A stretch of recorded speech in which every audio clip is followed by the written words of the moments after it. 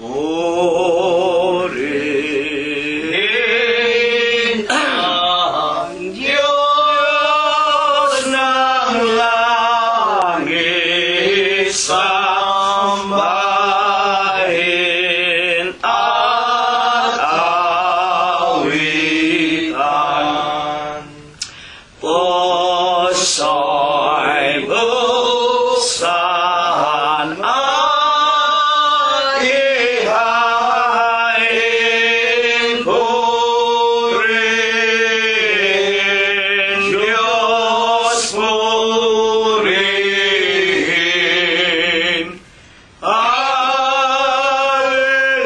Alleluia, alleluia,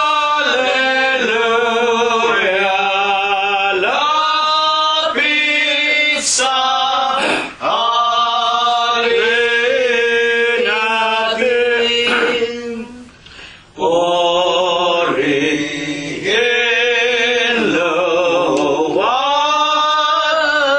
ating biyaya at pagliligtas sa ating nagugupiling sa salay hanguin. Alleluia, alleluia, gloria Patri Dei.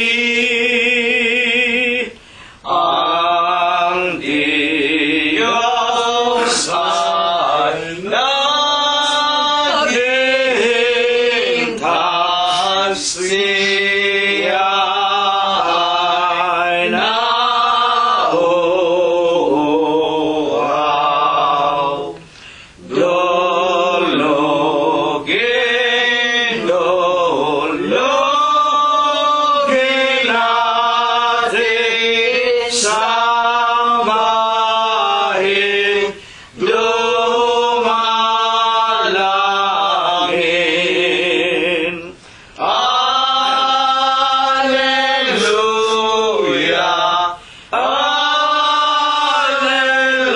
alleluia, Diyos na maawain.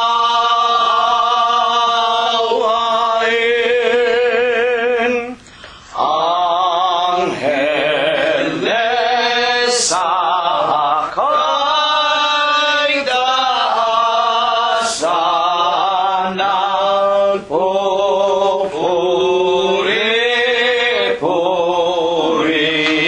pupuri-purihin. Halina mga kapatid sa templo ng amang Diyos. Alleluia, alleluia, Diyos purihin, purihin.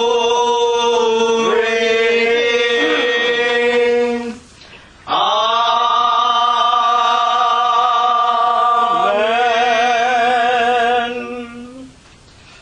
Purihin ninyo ang Panginoon. Purihin ninyo ang Panginoon mula sa mga langit. Purihin ninyo ang Diyos sa kanyang kaitaasan.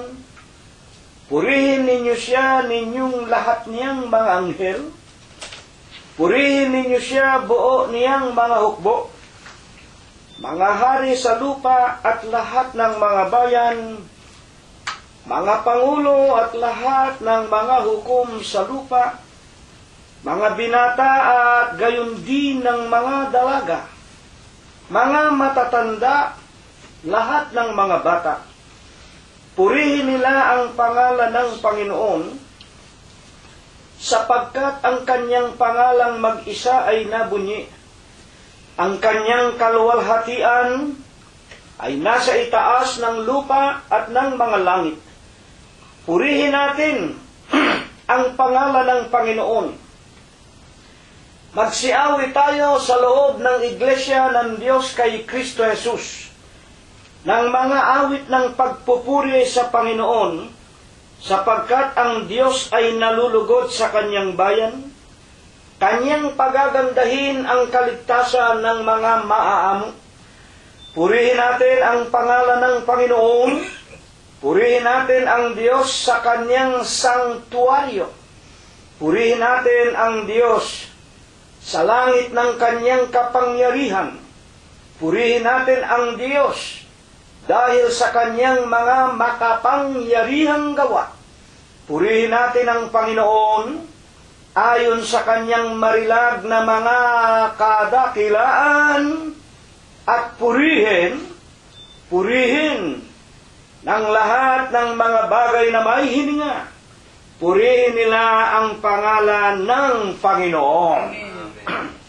Hayo na po at atin nang pasisimulan ang pag-aawitan natin at ipapailang lang natin sa kapurihan ng Panginoong Hesu Kristo. Una po nating awitin ang bilang 45 sa atin pong mga himnaryo. Nang liwanag ng pananampalataya, nabiyaya sa atin ang Diyos na Ama, tanggapin sa puso at maging pag-asa. Kaluluwa ay natutong awitan siya. Sa langit pawang awit ang maririnig. Diyos ang tanging tanglaw at wala nang hapis. Wala na ang bagabag at pag-usig. Ito ang gantimpala sa mga nagtiis. Buhay kong sadana sa lumbay at dusa, dahil sa kahirapan, pag-isa sala, dahil umaliwalas, naging masigla, lalo't nagpupuri, inaawitan siya. Sa langit pawang awit ang maririnig. Diyos ang tanging tanglaw at wala nang hapis. Wala na ang bagabag at pag-uusig. Ito ang gantimpala sa mga nagtiis. Ang bagabag na laging luha, ang hakit, umaasang galakang bungang kapalit. Sa takdang panahon ng kanyang pagbalik, upang dalhin lahat ng banal sa langit. Sa langit pawang awit ang maririnig. Diyos ang tanging tanglaw at wala nang hapis.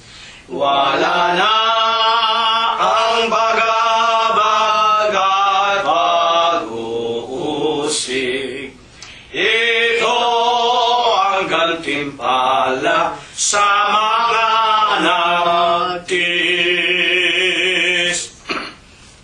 Atin pong patuloy na purihin, sambahin ang ating nag-iisang Diyos na buhay, na walang iba kung hindi ang ating Panginoong Hesukristo. Numero 21 po ang ating sunod na aawitin. Ay ang kawal ni Kristo Jesus na marangal, na kinuha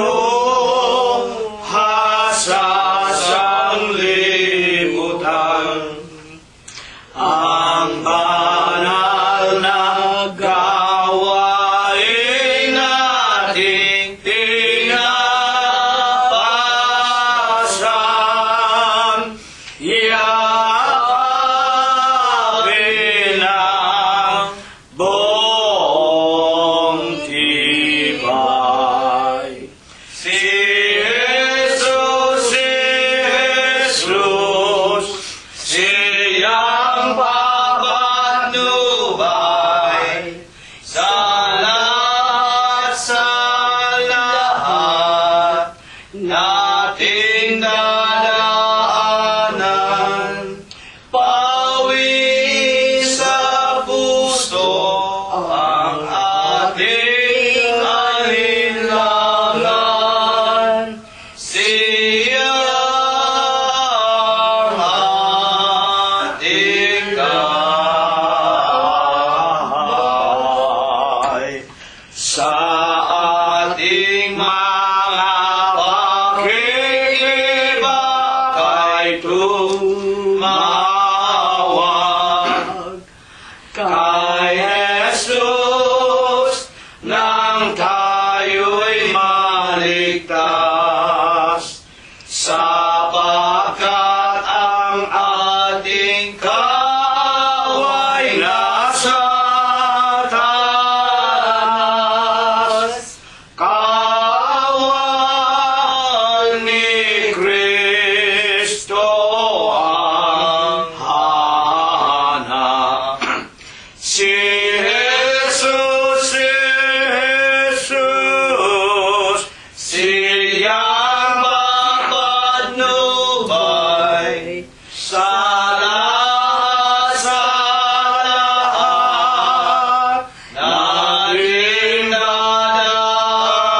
dadaanan. Pawi sa puso ang ating alinlangan.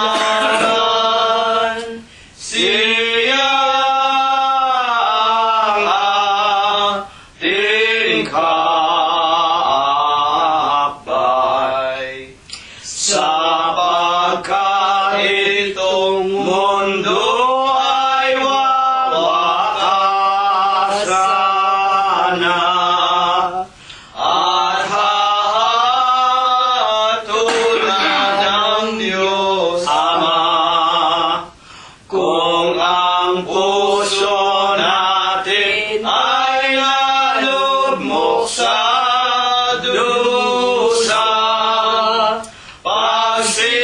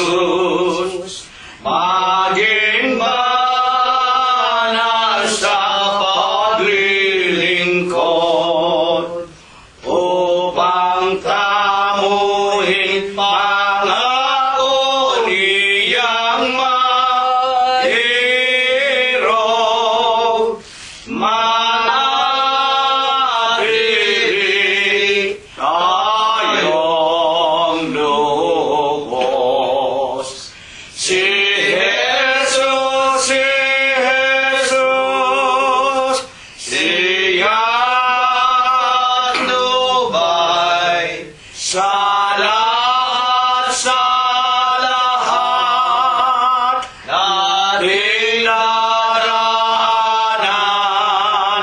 awin sa puso ang ating alilangan. Siya ang ating kaabay. Dakilang Panginoon po naming Diyos, Ama na lubha ka pong kagalang-galang, Ikaw po ay Diyos na sadya ka pong kapita-pitagan, nag-iisa ka pong Diyos na buhay, Ikaw po ang may-ari, lumalang ng lahat ng mga bagay, ang Diyos na pinakamakapangyarihan ka po sa lahat.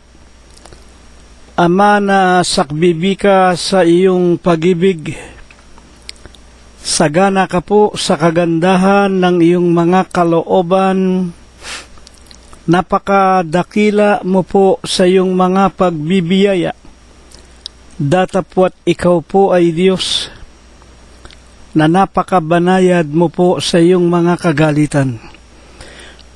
Ama, sa banal sakdal, malinis na pangalan mo pong Kristo Jesus. Ikaw po na nag-iisa at buhay na Diyos, pinagtapatan, pinaglingkuran ka po ni Abraham, ikaw din ang Diyos ni Isaac at ni Jacob. Ang iyong mga banal na propeta sa bansa ng Israel, pinagtapatan ka din po't pinaglingkuran ng aming minamahal na mga magulang. Ama, sa pangalan mo pong Kristo Jesus, sa Huwebes po ng gabing ito'y walang sawa. Una na nga po dito sa iyong maralita, dukha, na bahay dalanginan sa Los Angeles, California, sa tahanan ng lahat ng aming mga minamahal sa buhay, sa mga kaibigan po namin at sa tirahan ng iyong mga tunay na mananamba sa Espiritu mo po at sa iyong mga katotohanan.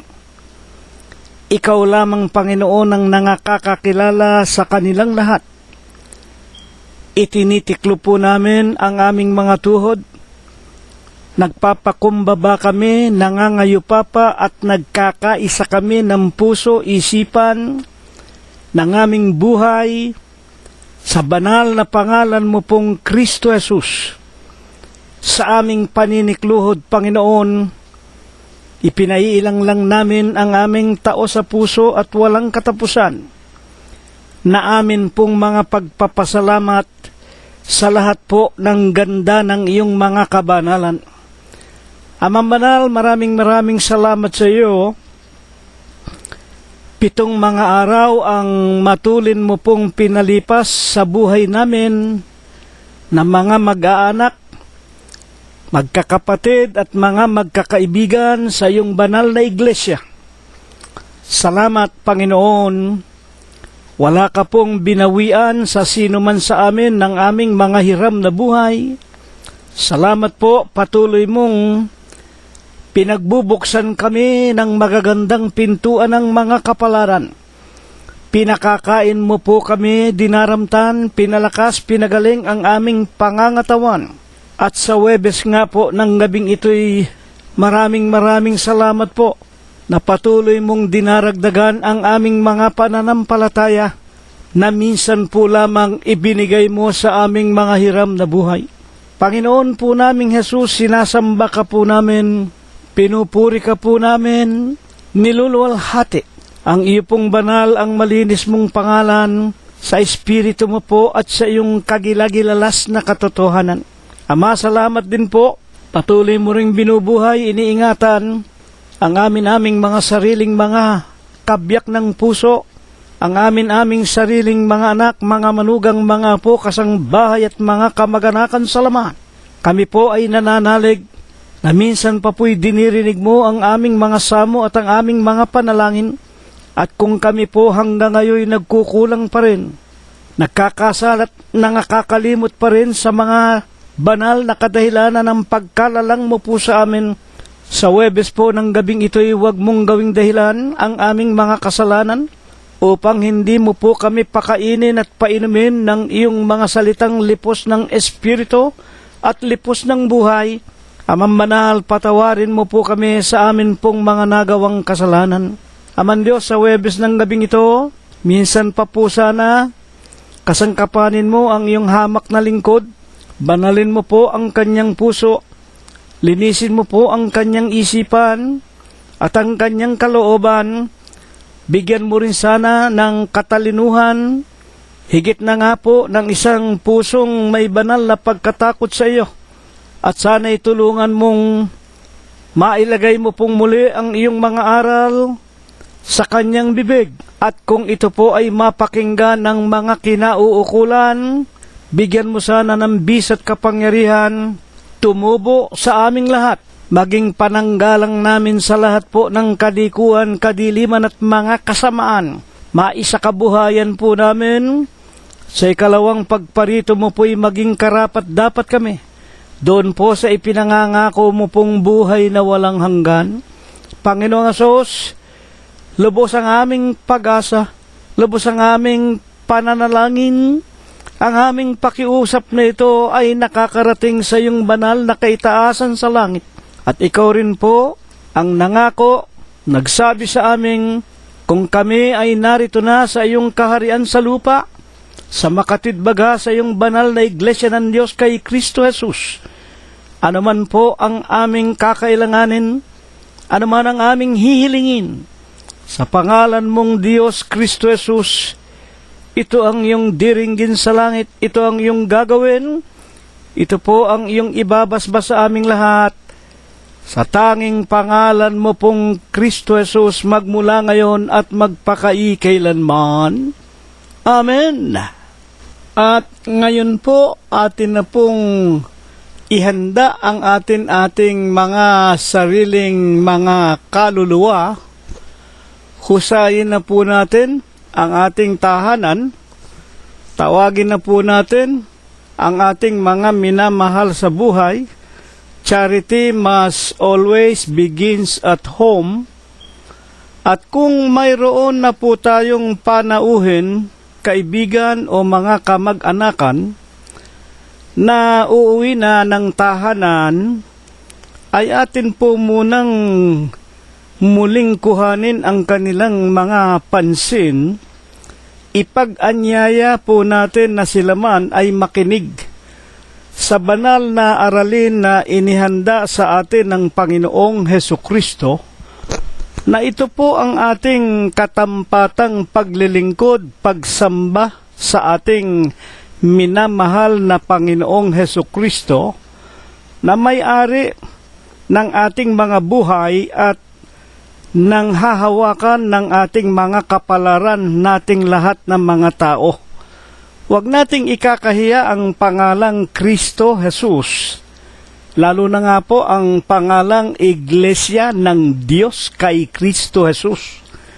Ito po ang iisang iglesia na binayaran niya sa bundok ng Kalbaryo, anyo 32, ayon po sa kasaysayan ng ating Panginoong Hesukristo sa banal na kasulatan, sa siyudad ng Jerusalem ng Hudia, na ito po ay pinatutularan na lamang sa atin sa unang Tesalonika Kapitulo 2, versikulo 14, napakaliwanag po ng aral ng Diyos sa pamamagitan ni Apostol Pablo sa mga kaanib sa iglesia ng Diyos kay Kristo Jesus na nandoon po sa kahintilan o sa labas ng bansa ng Israel.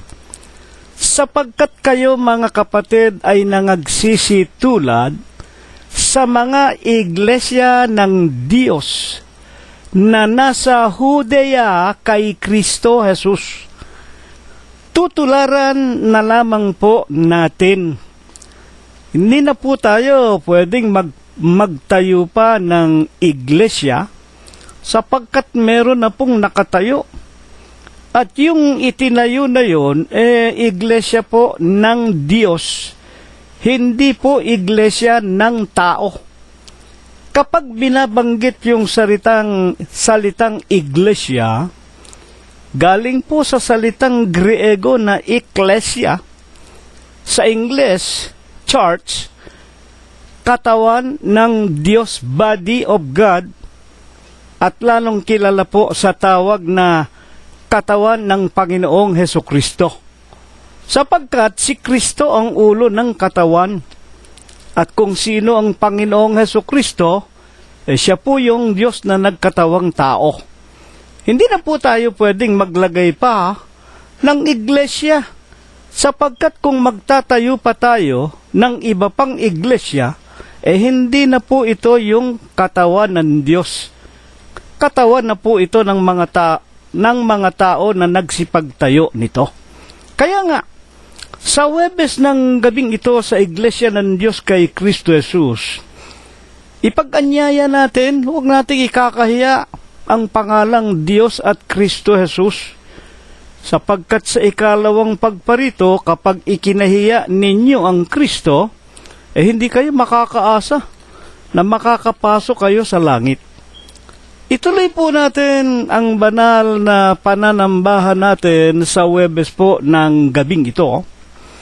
Tawagin na natin ang ating mga anak, ang ating mga apo, at kunin na natin ang ating mga banal na kasulatan. Kung meron tayong English, King James Version, at kung meron tayong Tagalog, yung 1905, na ito ang orihinal na dinala sa atin ng mga Amerikano, na isinalin nila mula sa English version. Buksan po natin sa aklat ni Apostol Juan, sa kanya pong kapitulo 14 at versikulo 15. Una po ay aking babasahin sa King James Version. If you love me, keep my commandment. Kung ako, sa Tagalog po, kung ako ay inyong iniibig, ay tutuparin ninyo ang aking mga utos. Ito po ay napakadaling unawain sa atin na nagsasabi tayong mga Kristiyano. Ito po ay utos ng Panginoong Hesukristo. At kung utos po ito ng Panginoong Hesukristo, ito po ay utos ng Diyos. At kung ito po ay utos ng Diyos, hindi po natin pwedeng baliwalain. Hayag na hayag sa ating mga Pilipino, ang wika natin, ang salita ng tao matatapos, ang utos ng tao magkakaroon ng hangganan matatapos, ngunit ang utos ng hari wala pong hangganan, at yaon po ay kinakailangan na tuparin. Ang Panginoong Hesukristo rin ang may sabi, masisira ang langit, masisira ang lupa, ang aking mga salita ay hindi masisira. Bakit nga po baga? Ako'y Diyos at hindi ako tao, ang wika ng Panginoon Diyos. At ang Diyos na hindi tao, siya nga po ay nagkatawang tao. Sa San Juan Kapitulo 1, versikulo 1 hanggang 5 at 14. Na doon po ay napakaliwanag ayon kay Apostol Juan na siya rin ang gumawa nitong sumulat nitong ating paksa. San Juan 14:15, kung ako'y inyong iniibig, susundin ninyo ang aking mga utos. Ayon din kay San Juan, itong nagsasalita na Kristo Jesus sa uno-uno ng kanyang aklat, nang pasimula ay ang berbo. Sa 2, ang berbo ay sumasa Diyos, ang berbo ay Diyos. Yung salita, yun po mismo ay Diyos. Ang lahat ng bagay ay ginawa niya. All things were made by Him in King James Original Version. Sa Tagalog, lahat ng bagay ay ginawa niya, nino nung berbo. At alinman sa mga ginawa ay hindi nagawa kung wala siya. Nasa Kanya, nasa berbo, nasa Diyos, sa gumawa ng lahat ng bagay, nasa Kanya ang buhay. 1:4 hanggang 5. At ang buhay, ang ilaw ng sanglibutan. Yung berbo, yun ang kinaroroonan ng ilaw. At kung ano yung ilaw, yun ang buhay. Buhay nating mga tao. At kung wala siya, wala pong makikita tayong bagay na nagawa sapagkat siya po ang gumawa ng lahat ng mga bagay. At sa 1:14, nagkatawan tao ang berbo. Nagkatawan tao ang berbo at nakita namin ang kanyang kaluwalhatian gaya o katulad ng bugtong ng Ama o katulad ng anak ng Diyos. At kung sino nga po yun, alam na alam naman natin sa 3:16 ni San Juan din, gayon na lamang ang pag-ibig ng Diyos sa sanglibutan, ibinigay niya ang kanyang bugtong na anak upang ang sino mang sa kanya'y sumampalataya ay huwag mapahamak kung hindi magkaroon ng buhay na walang hanggan. At kung sino nga po yan po ay walang iba kung hindi ang ating Panginoong Jesucristo. Bakit po tinatawag na nagkatawan tao ang Diyos, nagkatawan tao ang berbo? Pagka sinasabing nagkatawan tao, hindi nga po tao. Siya po ang Diyos, ang makapangyarihan sa lahat. Jeremias 32:27, narito ako ang Diyos ng lahat ng tao, may anumang bagay ba na mahirap sa akin? Wala pong imposible sa Diyos. Kaya nga po kung bagaman, sinasabi ni Apostol Juan, Kapitulo 4, versikulo 24, ang Diyos ay Espiritu, at sa 23, narito't dumarating ang oras at ngayon, sasambahin ng mga tunay na mananamba ang Diyos, yung berbo, na walang laman at walang buto, sa Espiritu at sa katotohanan, sapagkat hinahanap ng Diyos ang mga gayon na magsisamba sa Kanya sa Espiritu, walang laman, walang buto, at sa katotohanan. At kung alin yung katotohanan, 17:17 ng San Juan, banalin mo sila sa katotohanan, ang salita ng Diyos ay katotohanan. Salita ng Ama. Sino nga yung Diyos? Sino nga yung Ama? Pinakamakapangyarihan sa lahat. Walang imposible. Kung gusto niyang magkatawan tao, ginawa niya. Ginusto nga niya. Kaya nga sa Pilipos 2:5 hanggang 10, magkaroon kayo sa inyo ng pag-iisip na ito'y na kay Kristo Jesus din naman, na bagaman siya nasa kalagayang Diyos, hindi niya inari na nararapat panangnan ang pagkapantay niya sa Diyos. Hinubad niya ito. Hinubad. Naganyong alipin. Kaya nga nagkatawan tao at nakilala nga natin sa pangalang Kristo Jesus. At maging nang siya po ay nakita na sa kalagayang anyo ng isang hamak na anak ni Jose Carpintero at ni Maria, hindi rin po naalis ang kanyang pagka-Diyos. Sapagkat sa Pilipos, Kapitulo 2, versikulo 10, sa pangalan ni Jesus, iluluhod ang lahat ng tuhod ng nasa langit, ng nasa lupa, at ng nasa ilalim ng lupa. Siya pa rin ang Diyos.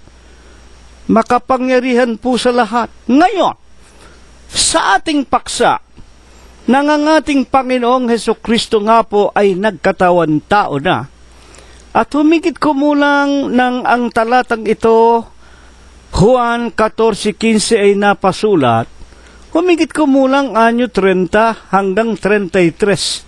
Sa kapanahonan po na siya po ay nangangaral ng kanyang ebanghelyo, kanya nga pong ibinangon ang talatang ito, kung ako ay inyong iniibig, tutuparin ninyo ang aking mga utos. Ngayon, 2017 na po tayo.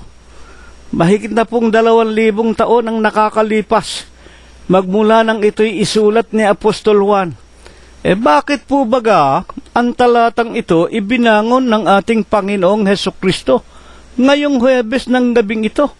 At ginawa pa niya na pinakatampok, banal na paksa sa ating pananambahan sa gabing ito.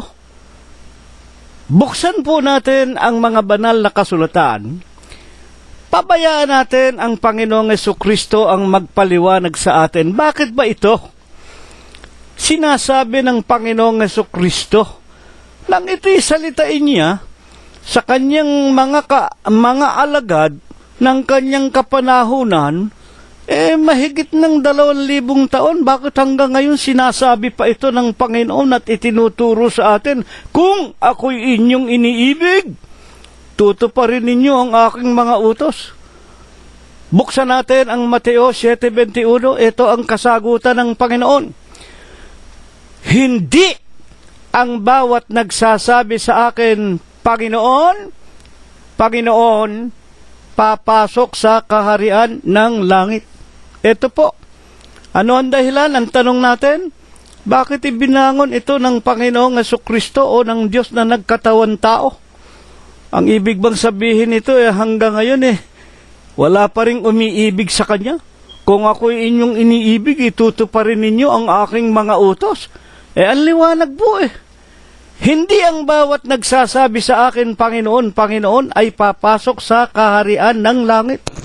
Sa makatuwid, napakarami nga na nagsasabing sila'y mga anak ng Diyos, sila'y mga Kristiyano, sila'y mga tumatawag kay Kristo, sila'y mananampalataya kay Kristo. I am born again. Pero hindi naman pala lahat ng kumikilala sa Kanya. Hindi naman pala lahat ng nagsasabi sa Kanya, Lord, Lord, Jesus Christ, papasok doon sa kaharian ng langit. Bakit nga po baga? Ano po baga ang dahilan? Ang kasunod na bahagi ng 7:21, ang gumaganap ng kalooban ng aking Ama na nasa langit. Hindi ang bawat nagsasabi sa akin, Panginoon, Panginoon, ay papasok sa kaharian ng langit. Bakit? Sino lamang ang makakapasok sa kaharian ng langit? Kundi ang gumaganap ng kalooban ng aking Ama na nasa langit. 2,000 taon na ang nakalilipas. Sa paksa nating ito, naghihinanakit ang Panginoong Hesukristo. Marami pa ring mapagkunwari. Marami pa ring tumatawag sa Kanya. Marami pa ring kunway nakikilala Siya. Pero hindi naman pala sinusunod, hindi gumaganap ng kalooban ng Kanyang Ama na nasa langit. Ano pa ang pagpapakilala ng Panginoong Hesukristo ng Kanyang lubusang paghihinanakit sa mga tao na nilalang lamang tayo ng Panginoon Diyos, na ito nga ang Kristo na nagkatawan tao, pero hindi pala tayo sumusunod sa Kanyang kalooban. At bakit? Mateo 15:5 o 15:7. Bakit? Kayong mga mapagpaimbabaw. Ito po, mga mapagpaimbabaw pala tayong mga tao. Mabuti ang pagkahula sa inyo ni Isayas. Ano ba sinasabi ni Propeta Isayas? Na nagsasabi, 15:8, ang bayang ito. Pag binabanggit yung bayan, tayo pong mga tao. Ang bayang ito, tayong mga tao, lalo na nga sa huling araw, tinitiyak po yan. Iginagalang ako ng kanilang mga labi, dadapwat ang kanilang puso ay malayo sa akin. Hindi ba totoo yan? Ang mga tao ang mga tao ngayon I am born again, I am Church of Christ, I am kung ano-ano. At ang mga tao ngayon magulat lang, matakot lang, ano ang binabanggit? Oh, Jesus Christ, oh Ama, oh Panginoong Hesukristo. Kung ano man ang pumasok sa kalooban ng tao, laging nababanggit nila ang pangalang Kristo Jesus. Maging sa pagkatakot, maging sa pagkagulat, maging sa kaligayahan, kung ano-ano, Jesus Christ. Maganda ang pagkahula ni Propeta Isaiah sa atin sa huling araw. Iginagalang ako ng kanilang mga labi. Dadapot ang kanilang puso malayo sa akin. Matuwa't magalit, Jesus Christ! Amen! Hallelujah! Hindi ba yan ang nakikita natin ngayon sa lahat ng mga Kristiyanong relihiyon? Daw? Kuno? Sangayon sa ating mga namamala sa huling araw na ito, I am born again, I am hallelujah, amen, praise the Lord Jesus Christ. Magulat lang oh Jesus Christ, oh my God. Iginagalang ako ng kanilang mga puso, ng kanilang mga labi. Datapwat ang kanilang puso. Malayo sa akin. Sa makatwid, yung puso pala, higit na mahalaga sa paglilingkod sa Diyos. Pagka ang paglilingkod pala natin nanggagaling sa ating mga puso at hindi lamang sa labi. Kaya nga sinabi ng Panginoon 15:7, kayong mga mapagpaimbabaw. Paimbabaw, ibig sabihin panglabas lang. Sa bibig ninyo, puro Jesus Christ kayo. Hallelujah, amen. I am born again, I am a Christian. Pero wala naman pala ang Panginoon sa ating mga puso. Ngayon, sa paanong kaparaanan po baga naman, ang puso ng mga tao lumalayo sa Panginoong Jesucristo. Paano? Binibigyang liwanag ng Panginoon mismo ang kanyang sinasabi sa 15:8 ng San Juan. Ang bayang ito ginagalang ako ng kanilang mga labi, ngunit ako'y wala sa kanilang mga puso. Mateo 15:8. Mga kapatid, paano? Ipinaliliwanag pa ng puspusan ito ng Panginoong Hesus. Buksan natin ang 15:9, ang kasunod na talata. Datapwat, walang kabuluhan. Ito, kayong mga mapagpaimbabaw, iginagalang ako ng inyong mga labi.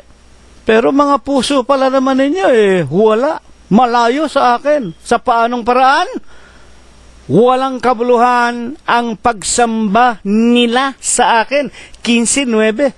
Dito na po pumapasok yung tinatawag na pagsamba. At kapag binabanggit yung pananambahan, yun ang paglilingkod sa Diyos, mga kapatid. Bakit? Ano ba? At napapalayo ang puso nating mga tao. At ang pagkakilala lamang natin, I am a born again, I am a Christian, I am so and so, I am church of this and church of that. Pero wala naman pala sa ating puso ang Panginoon Diyos. Bakit? Walang kabuluhan ang pagsamba nila sa akin. Yan, yung mga pag-aawitan, yung mga pananalangin, yung mga kunwari, pagtulong, pag-aabuloy, pagkaawa sa mga nangangailangan. Walang kabuluhan ang pagsamba nila sa akin. Bakit? Ito ang pinakamahalaga na hindi naintindihan ng mga nagsasabing mga Kristiyano daw sila. Ano ang aral na kanilang tinatanggap na nagtuturo ng kanilang pinakaaral, mga utos ng mga tao. Ito po ang dahilan. Ang pinakamalaking bahagi, pinakamahalagang dapat maunawaan, mapakinggan, matanggap ng nagsasabing sila'y mga tunay na Kristiyano na ang Panginoong Hesus ay nasa kanilang puso. Kailangan po aral ng Diyos, hindi aral ng mga tao, utos ng mga tao. Ano bang sama, kapatid na Cirilo? Sa mga utos at mga aral ng mga tao. O hindi ba? Ang bawat mangangaral naman, magmula ro sa Papa sa Roma, sa mga kardinal, sa mga arsobispo, Monsenyor, pare, sugong anghel daw, diksyonary ng Biblia daw, kung ano-anong mga mangangaral ng sa iba't ibang relihiyon Kristiyana, hindi ba puro tao yan? Totoo nga po, tao ang nagsasalita, ngunit ang itinuturo, ito ang kukuhanin natin. Nagtuturo, aral at mga utos ng mga tao, hindi utos, hindi aral ng Diyos. Bakit ba? Ano bang pagkakaiba ng mga aral na itinuturo ng mga tao, utos ng tao, sa utos ng Diyos? Buksan ninyo ang Tito, Kapitulo 1, versikulo 14, ganito ang sinasabi, na huwag mga kinig sa mga katha. Ito po, una-una, pag sinasabing katha, gawa-gawa lamang yan. Yan po ang tinatawag na hearsay. Salit, saling sabi, katha, katha, katha. Na huwag makinig sa mga katha, nino? Una, ng mga Hudyo. Bakit? Sinesentro. Ini-specified ni Apostol Pablo kay Tito 1.14, Tito, huwag kayong makinig sa mga katha ng mga Hudyo. Sapagkat, doon nga po sa kahudyuhan, Jewish people, pag sinasabing Jewish, may pinanggalingan yan from the clan of Judah. Alam natin, ang Panginoong Jesucristo nagmula sa angkan ng Huda. Sa Romanos 9.5, nasa kanila ang mga magulang at sa kanila nagmula ang Kristo ayon sa laman, na siyang lalo sa lahat, Diyos na maluwalhati, magpakaikailanman. Ano ang ibig sabihin nito? Huwag mga kinig sa mga katha ng mga Hudyo. Ang ibig sabihin nito, merong mga taong mga Hudyo na gagawa ng mga feke, gagawa ng mga aral, magkakalat ng mga salit-saling mga sabi na hindi naman katotohanan, sapagkat tayong mga Kristiyano, hirating-hirati, sanay na sanay tayo sa pakikinig sa mga aral at utos lamang ng Panginoong Hesukristo. Pepekein po ang Panginoong Hesukristo. Kaya nga sa Mateo 24.5, napakaliwanag ang wika ng Panginoon. Ang pangunahing mga palatandaan sa huling araw nating ito, lalo na ngayon 2017, mag-ingat kayo na huwag kayong mailigaw ni numan. Bakit? Una-una na nga, maraming mga Hudyo gagawa ng mga faking Kristo, mga fake, lalo na nga na ang tinatawag na pagpapatunay ng Panginoon, Mateo 24.5, mag-ingat kayo. Marami ang sa inyo'y magsisipa rito, magsasabing ako ang Kristo, kami ang Kristo, nariyan ang Kristo, naroon ang Kristo. Huwag kayong maniwala. Sapagkat kumbaga maaari ililigaw nila ang marami. Sa kanila rin manggagaling sa angkan ng Panginoong Jesucristo. Sa kahudyuhan, sila ang numero 1 na panggagalingan ng mga fake religions. Ang ibig lamang sabihin, katha ng mga Hudyo at sa mga utos ng mga tao na nagsisisinsay sa katotohanan. Mali ang ituturo ng mga tao na iyan. Ngayon, ayon po sa mga banal na kasulatan, tayo po hindi tayo lalayo ng Biblia, sapagkat ang Biblia ang saligan ng kaligtasan ng ating mga kaluluwa. Sa 34:16 ng Isayas, ang Panginoon Diyos nang hindi pa siya nagkakatawan tao, mga 600 taon bago ipinanganak ang Panginoong Jesucristo, bago siya nagkatawan tao, ipinag-utos ng Diyos, inyong basahin sa mga banal na kasulatan. Isa man sa mga ito ay hindi magkukulang. Iniutos ng aking bibig, pinisan ng kanyang espiritu. At maging nang magkatawan tao ang Panginoong Diyos, nang maganap na ang kanyang pagkakatawan tao, lumagay na siya sa kalagayan ng isang hamak na Kristo Jesus, na nagbigay sa atin ng mga banal na aral, nagbigay sa atin ng mga banal na halimbawa kung paano tayo mga liligtas at kung paano tayo magiging mga tunay na mga Kristiyano. San Juan Kapitulo 5 versikulo 39, saliksikin ninyo sa mga banal na kasulatan ang wika ng Panginoong Hesus. Inaakala ninyo na doon ay meron kayong buhay na walang hanggan, at ito ang magpapatotoo sa inyo tungkol sa akin. Maging nang magkatawan tao siya, hindi niya nalimutan, paalalahanan ang mga tao, basahin ninyo ang mga kasulatan. Yung tinutukoy ng Panginoong Hesus na kasulatan, yun ang matandang tipan, yun ang Old Testament. The Old Testament shall be the one to prove to you who I am, and you thought that in this testament you have eternal life. Kaya po hindi dapat paghiwalayin ang Old Testament at ang New Testament. Napakaliwanag po. Inaakala natin sa Biblia meron tayong buhay na walang hanggan. At nang isulat ito ni Apostol Juan 5:39, humigit kumulang anyo 33, humigit kumulang 30 hanggang 33, sangayon sa kasaysayan ng kanyang ebanghelyo. At nang siya 33 anyos na, nabuhay na maguli sa kanyang libingan, tapos pumanik na nga po sa langit after 40 days.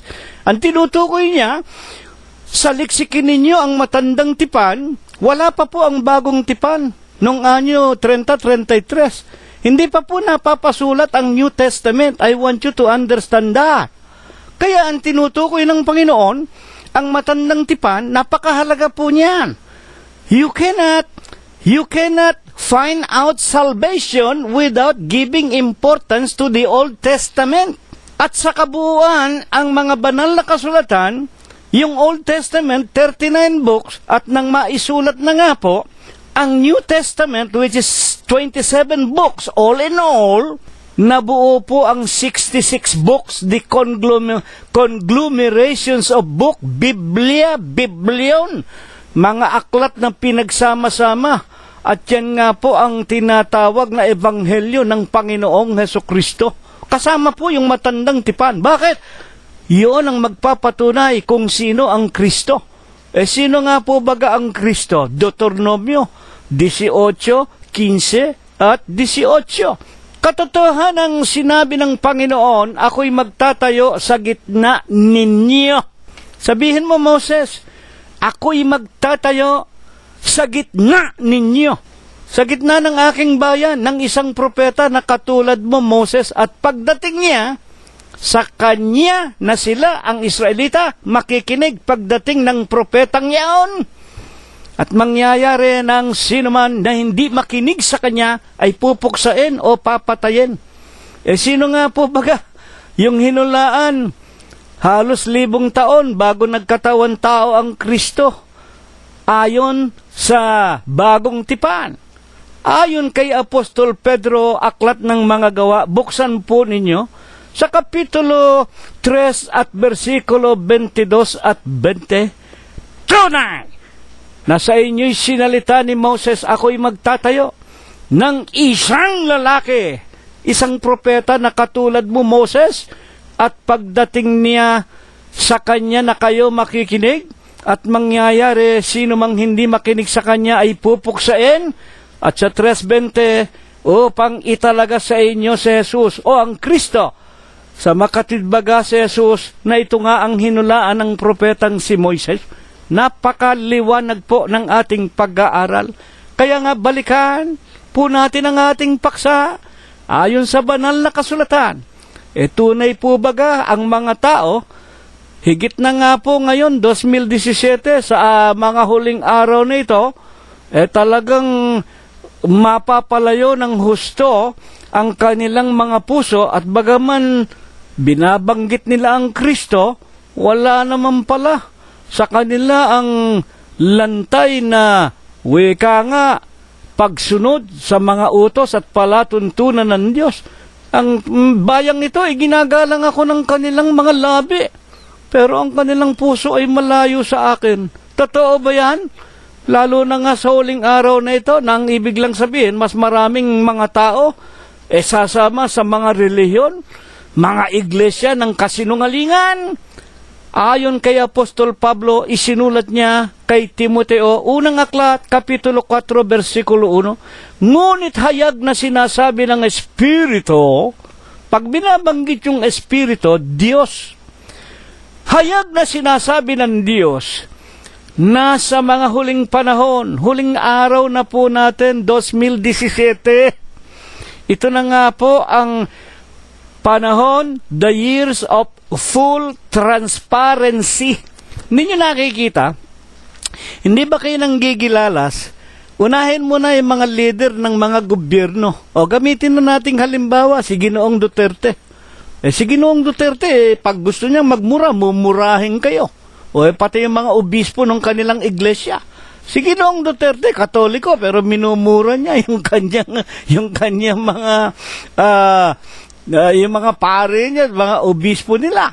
Yan alam, hayag na natin. Because this is the year of transparency. Wala na po yung kapaimbabawan. Wala na po yung takipan. Wala na nga po, Panginoon, o mga kababayan na nakikinig, wala na nga po yung wika nga, pakikisama rito, pakikisama dyan, wag mo naman tirahin yun, wag mo naman ibulgar yun. Wala na po yun. Bakit? Ang katotohanan po ang magliligtas sa tao. At pagkatapos, nahalal nga si Ginoong Donald Trump, ganun din. Diretso rin kung magsalita. At ang iba pang mga leader ng mga gobyerno. Ngunit hayag na sinasabi ng Espiritu na sa mga huling panahon ang iba'y magsisitalikod sa pananampalataya. Alin ba yung pananampalataya? Ang kapanatagan sa mga bagay na hinihintay, Ebreo 11:1, ang katunayan ng mga bagay na hindi nakita. Yan ang pananampalataya. Ano ba yung pananampalataya? Kanino ba ito ginagamit? Huwag magulumihanan ang inyong mga puso. San Juan 14:1, magsisampalataya kayo sa Diyos, magsisampalataya kayo sa akin. Bakit ang pananampalataya ginagamit sa Diyos at sa ating Panginoong Jesucristo? Ako at ang Ama ay iisa. At bukod sa Diyos, bukod kay Kristo, saan pa ginagamit ang pananampalataya o ang tinatawag na faith? Iba po yung faith sa belief. Yung belief, to see is to believe. Yung belief, materialism.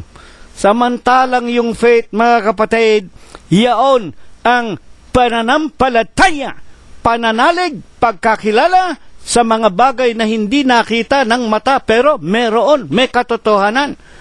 Saan pa ginagamit? Marcos Kapitulo 16, versikulo 15 hanggang 16. Magsihayo kayo sa sanglibutan. Ipangaral ninyo ang aking ebanghelyo. Ang sumasampalataya, ayan po, sumasampalataya saan? Sa ebanghelyo. Paano magkakaroon ng tao ng pananampalataya? Sa ebanghelyo, Romanos 10:17. Ngayon nga, ang pananampalataya, paano natin tatanggapin? Dumarating sa pakikinig, through hearing, at ang pakikinig sa mga salita ng ating Panginoong Hesukristo sa Ebanghelyo. Kaya yung pananampalataya ay sa ating Diyos, sa ating Panginoong Hesukristo, at sa Ebanghelyo. Bakit sa tatlong ito? Ang ibig bang sabihin ito, ang tatlong ito, ang Ama, Anak, at ang tinatawag na Ebanghelyo o salita ni Kristo na sa 63 ng San Juan. ang mga salita na sa inyo'y aking sinasalita, pawang espiritu at pawang buhay, sa makatwid, Ama, Anak, at Ebanghelyo o salita ni Kristo, espiritu at buhay, ang tatlong ito ba'y magkakahiwalay? Unang Juan 5:7. Sa Bibliang Ingles, there are three that bear record in heaven. The Father, ang Ama, ang Espiritu, ang walang laman, ang walang buto. The Words, ang nagkatawan tao, ang Kristo. And the Holy Ghost, ang Espiritu Santo, o ang salita ni Kristo. These three are one. Sa huling araw, ipinakikilala ng Espiritu na marami tatalikod. Saan? Sa pananampalataya sa Diyos, kay Kristo Jesus at sa Ebanghelyo, lalayo dyan sa katotohanan yan. Mga kapatid, ano ang babalingan nila? Mga kikinig sa mga espiritong mapanghikayat, sa mga ibig lang sabihin, sa mga aral na mapanghikayat, at sa mga aral ng mga demonyo. Ayan. At niliwanag pa man din ni Apostol Pablo kung alin niya mga relihiyon na yan, aral ng mga demonyo. Kasinungalingan ng mga tao, ipagbabawal ang pag-aasawa, 4:2 hanggang 5, na ipinagbabawal ang pagkain ng lamang kate at ipagbabawal ang pag-aasawa. Ayan, una na nga, yung simbahang Katoliko, pinagbabawal nila ang pag-aasawa ng kanilang mga pare. Magmula doon sa Papa sa Roma hanggang pinakamaliit na pare, hindi raw nag-aasawa. Nako, maniwala kayo dyan. Itanong na lang ninyo kay Presidente Duterte kung totoo yan. At siya na ang magpapaliwanag sa inyo. Nako, mga kapatid, at ipagbabawal ang pagkain ng lamang kate o ng karne ng hayop tulad ng pagkain ng baboy. Ayan, yung mga Katoliko rin. Bawal daw kumain ng karne kung mahal na araw. Ano ba kinalaman ng pagkain ng karne o anumang bagay sa pagpanhik sa langit? Hindi po yan ang magdadala sa inyo sa impyerno, mga kapatid. Walang kinalaman yan. Pagkain mo ng baboy, pagkain mo ng prutas, pagkain mo ng aso, kahit na ahas, butiki, kainin mo, tapos ng 24 oras, lalabas yan sa ilalim mo. Idudumi mo yan. Hindi papasok sa kaluluwa mo yan para mapasa impyerno ka. Ito nga aral nga ito ng mga demonyo at kaya naman mga reliyon, kunyari vegetarian. Kunyari hindi kumakain ng baboy. Santambak ang kilala ko, hindi kumakain ng baboy, puro gulay, namatay din ng alta presyon. Wala po yan sa buhay. Wala pong kinalaman. Si Apostol Pablo mismo nagpatunay, 4:5 ng Timoteo, ang lahat ng bagay na nilalang ng Diyos matatanggap, makakain ng sinuman. At ang mga ito binabanal, nililinis sa pamamagitan ng pagpapasalamat, sa pamamagitan ng pananalangin na may pagpapasalamat. Kaya nga bakit?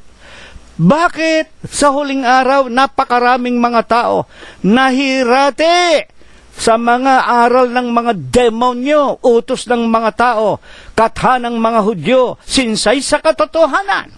Unang Timoteo 4:2, sa pamamagitan ng pagpapaimbabaw ng mga tao na nagsisipagsalita ng mga kasinungalingan, hinirohan ang kanilang mga sariling budhi ng waring bakal na nagbabaga. Ayan. Yan ang katotohanan. Ay, yung mga mangangaral ninyo, o karamihan yun nag-aral daw sa Vaticano, nag-aral daw sa Oxford, Cambridge University, Doctor of Theosophy and Letters, yung mga protestante na mga anak ng simbahang Katoliko. Alam mo ninyo, yung Katolisismo at sakang mga protestante, yung mga Baptist, Trinity, yung mga Pentecost, kung ano-ano, iisa yan. Kumanap kayo ng simbahang protestante na walang krus, papuputol ko daliri ko. Humanap kayo ng protestante na hindi nagseselebra ng tinatawag na Christmas, ng New Year. Humanap kayo ng iglesia protestante daw, kunyari pumoprotesta, pero nagbibinyag ng bata. At yung mga mangangaral na, akala mo yung mga pari din. O, di ba? Mga kapatid, sa aba ninyong mga paimbabaw, Mateo 23:23. Yan ang sinasabi ng Panginoong Jesucristo, puro paimbabaw kayo. Sa pamamagitan ng pagpapaimbabaw ninyo, nagsisipagsalita kayo ng kasinungalingan. Ang wika ni Apostol Pablo, kaya ayon mismo sa Panginoong Jesucristo, noon pa man, na siya'y nagkatawan tao at nangangaral ng Ebanghelyo kasama ang orihinal na 12 alagad. Ano ang itinuturo ng Panginoong Jesucristo? San Juan 8:42, sinabi sa kanila ni Jesus, kung ang Diyos ang inyong Ama, ito po, ang kausap niya yung mga Hudyo na lagi siyang binabato at laging humahanap ng kaparaanan para maipagsakdal siya sa Sanhedrin at maipapako siya sa krus. Ayaw siyang tanggapin. At kalimitan nga po, hindi ko nababasahin ang mga talata, pinupukol ninyo ako. Alin ang dadapwat ngayon pinagsisikapan ninyo akong patayin? Ang wika ng Panginoon, alin sa mga mabubuting gawa ang binabato ninyo sa akin? At dito nga po, 8:42, sinabi sa kanila ni Jesus, kung ang Diyos ang inyong Ama, ay inyong iibigin ako, sapagkat ako'y nagmula at nanggaling sa Diyos, sapagkat hindi ako naparito sa aking sarili, kundi sinugo ni ako. 8:43, bakit hindi ninyo napag-uunawa ang aking pananalita? Sapagkat hindi ninyo mangyayaring dinggin ang aking salita. Noon pa man kasakasama na niya yung kanyang mga kababayang mga Israelita, ayaw pa siyang tanggapin. Nang sinabi niya 8:30 o 10:30 ng San Juan, ako at ang Ama ay iisa, nako, lalong nagalit ang mga Hudyo. Basahin ninyo sa inyong mga Biblia. Pinagpupupukol siya ng bato. At ang ating Panginoong Jesucristo, tumatakbo, nagtatago. Mga tagapakinig, pag-aralan ninyo, basahin ninyo. Ayaw ng Panginoong Jesucristo ng diskusyon. Pero ang Panginoong Jesucristo, bagaman nasa kalagayan siya ng anyo ng isang tao, hindi siya nagtatakot magsalita ng katotohanan. At sinabi nga niya, kung ang Diyos ninyo, ang inyong Ama, iibigin ninyo ako. Kung ang Diyos ang inyong Ama, ang ibig niyang sabihin, kung ang Diyos ninyo, yun din ang aking Diyos, iibigin ninyo ako. Susundin ninyo ang aking utos. Sapagkat ako'y nanggaling sa Diyos. Kung ang Diyos ko, Diyos ninyo, hindi ninyo ako pagtatangkaang patayin. Sapagkat hindi ako naparito sa aking sarili. Dadapot sinabi niya ng puspusan 8:43, hindi ninyo maaaring pakinggan ang aking mga salita. At sa 8:24 at 27, katotohanan ang sinasabi ko sa inyo, malibang magsisampalataya kayo na ako nga siya, mamamatay kayo sa inyong mga kasalanan. 8:27 ng Juan, hindi nila napag-unawa na ang tinutukoy sa kanila ni Kristo na ako nga siya ay ang tungkol sa Ama. Sa Bibliang Ingles, they understood not that Jesus spake to them of the Father. 8:27 of the book of John, King James Version. Ngunit, pagka ang iba lumalapit sa kanila, mangangaral, magtuturo ng ibang pangalan, anong ginagawa ng kanyang mga kababayan? 5:43, ayon din sa Panginoong Jesucristo, naparito ako sa pangalan ng aking Ama. Kaya nga ang Panginoon, kapag dumadalaw sa kanyang pinangangaralan, ang unang sinasabi, sa pangalan ng Panginoong Diyos, binabati ko kayo ng kapayapaan. Kapayapaan ang sumainyo, mga kapatid. Tulad din ang napapakinggan ninyo sa amin sa Iglesia ng Diyos kay Kristo Jesus. Naparito ako sa pangalan ng aking Ama. Sa makatwid, ang kanyang ipinakikilala, una sa lahat, yung Ama, na ang pangalan, Dios, Diyos ng mga hukbo. Naparito ako sa pangalan ng aking Ama, Diyos. Ayaw ninyo akong tanggapin? Kung iba ang pumaparito sa kanyang sariling pangalan, siya ninyong tinatanggap. Ayan po. Tulad ngayon, sa huling araw na ito, ubos na ang boses namin sa Iglesia ng Diyos. Isinisigaw namin ng Panginoong Jesucristo, ayaw tanggapin ng aming mga kaibigan, pati ng aming mga kamag-anak. Pagkatapos may lalapit dyan, mga Baptist, may lalapit dyan, Jehovah, may lalapit Seventh-day Adventist.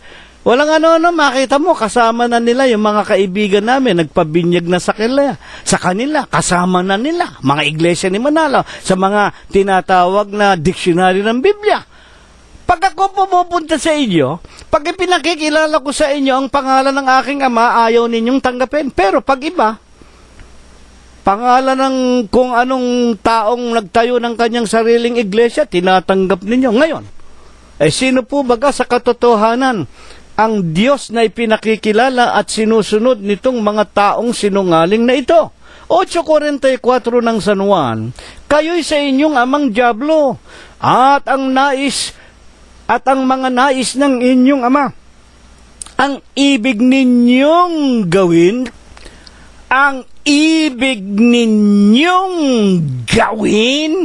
ang wika ng Panginoong Jesucristo, kayo'y sa inyong amang diablong.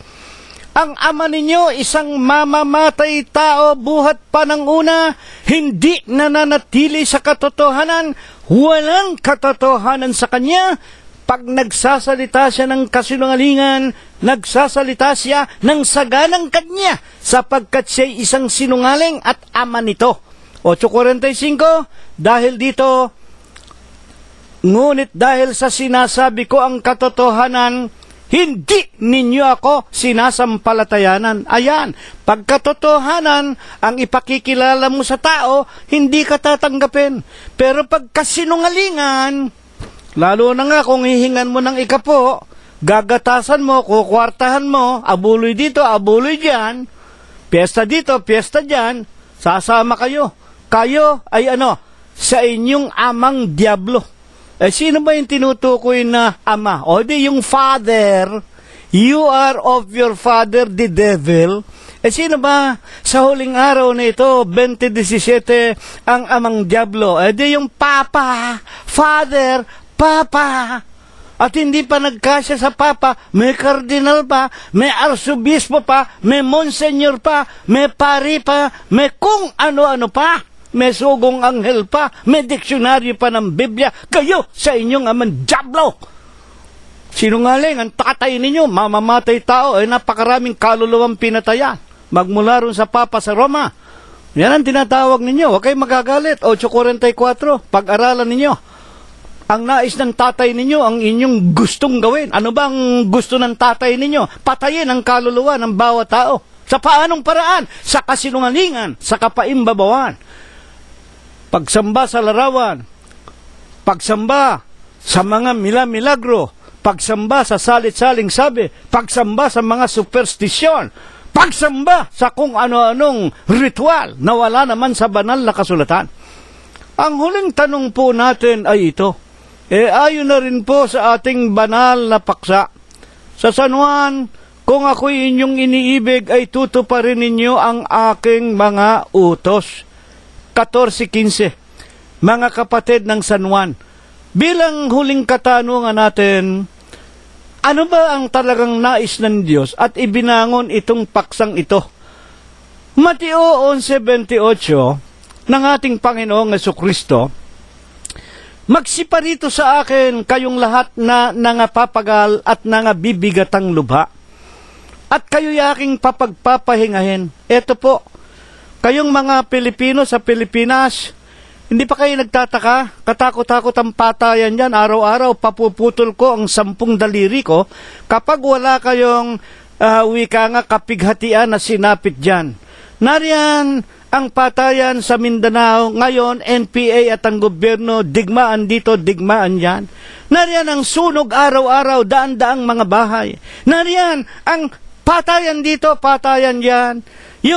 Yung tiyuhin, ginahasa yung dalagitang pamangkin. Yung pinsan, ginahasa na pinatay pa, itinapon pa sa kangkungan yung kanyang kamag-anak. Yung mga tinatawag na mga anak pumatay ng kanilang mga minamahal sa buhay, mga biktima ng shabu, mga zombies na hindi na kontrolado ang kanilang pag-iisip. Araw-araw kalamidad. Kalamidad dito, kalamidad dyan. Plunder dito, plunder dyan ng mga politiko natin. Hanggang ngayon, kriminalidad. Ano ba ang kinalaman ng ating paksa kung ako inyong iniibig? Susundin ninyo ang aking utos? Ano ang lunas sa lahat ng kapighatian? At pagkatapos nga, drought, climate change, malalakas na ulan, baha, gumuho ang malalaking mga bundok, maraming bahay na tabunan. Araw-araw yan, nababalitaan namin sa TFC. Ano ba ang gusto ng Diyos na gawin nating mga tao? 11:28, Mateo, magsiparito sa akin kayong mga nangapapagalat na bibigit ang lubha, at kayo'y aking papagpapahingahin. Bakit? 11:29, pasanin ninyo ang aking pamatok, mag-aral kayo sa akin, ako'y maamo, mapagpakumbabang puso, masusumpungan ninyo ang kapahingahan ng inyong mga kaluluwa. Mag-aral kayo sa akin, ako'y maamo, mapagpakumbabang puso, masusumpungan ninyo ang kapahingahan ng inyong mga kaluluwa, malambot ang aking pamatok, magaang ang aking pasan. Ito ang talagang gusto ng Diyos. Kung ako'y inyong iniibig, sumunod naman kayo sa akin. Mag-aral kayo. Masusumpungan ninyo ang kapahingahan ng inyong mga kaluluwa. Ang ibig lang sabihin ng ating Panginoong Jesucristo sa Juan 12:26, kung saan ako naroon, doon naman kayo lahat na doroon. Saan ba naroon ang ating Panginoong Jesucristo? Si Kristo ang ulo ng katawan sa makatwidbagay ng iglesia. Ano ba naroon sa iglesia? Siyang kinaroroonan ng katubusan na siyang kapatawaran ng ating mga kasalanan. Kolosos 1:14. Ano ba ang pangalan ng iglesia? Iglesia ng Diyos kay Kristo Jesus. 1 Tesalonica 2:14. Ito po ang ibig ng Diyos. Kung iniibig ninyo ako, kung gusto ninyong magkaroon ng kapahingahan ng inyong kaluluwa, sumama kayo sa akin, mag-aral kayo sa akin, pasanin ninyo ang aking pamatok, magaang ang aking pamatok, malambot. Walang toka, walang sapilitang ikapo. Puro salapian niyang mga relihiyon. Maliban sa iglesia ng Diyos kay Kristo Jesus, lahat ng iglesia itinayo ng tao, utos, aral ng mga tao, doktrina ng mga demonyo, salapian. At sa loob ng iglesia, tinitiyak sa atin, Mateo 10:8, tinanggap na walang bayad.